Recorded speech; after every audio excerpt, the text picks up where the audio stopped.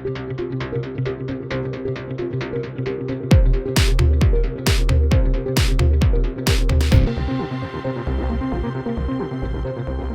my name is Paul Swyter.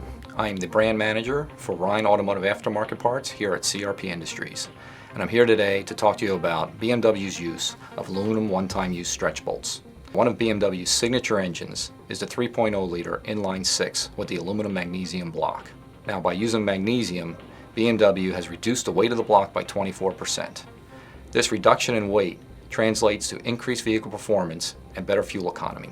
The issue with using magnesium, although it increases the strength of the block, it can have electrochemical reaction to other materials such as iron.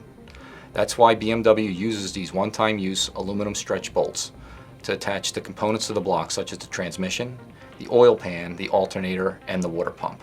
Using the wrong bolt or reusing the existing bolt in this application can cause improper torquing, it can cause the bolts to loosen, or it could cause them to break off in the block, which will give you more problems down the road.